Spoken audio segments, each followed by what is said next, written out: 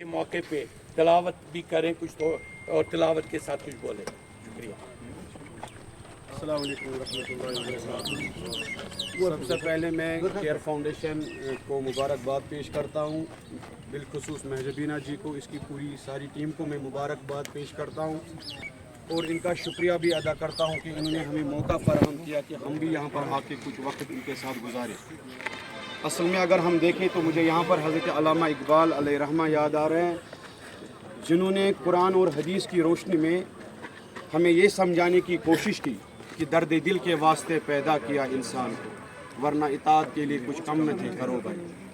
अगर हम कुरान का मुताला करें या अहदीस मुबारक का मुताला करें तो हमें यही चीज़ मिलेगी कि हुकूकुल्लाह से ज़्यादा हमें अल्लाह ने हुकूकुल इबाद पर ज़ोर दिया है।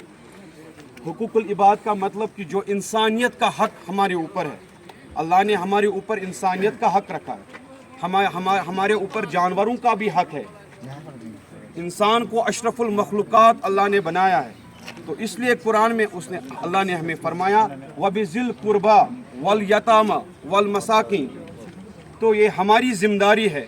तो यहाँ पर अल्हम्दुलिल्लाह मैं ये देख के बहुत खुश हुआ कि हमें आज जो हमारे बहन भाई है, जो हमारे माशरे का एक बहुत अहम हिस्सा है, हमारी सोसाइटी का एक बहुत अहम हिस्सा है, हम इनके साथ शाना बशाना खड़ा है और हम मुबारकबाद इनको पेश करते हैं। मैं इन शॉर्ट में इतना कहूँगा कि दिल बहुत खुश हुआ और यहाँ पर हमने बहुत सारी बातें भी सुनी।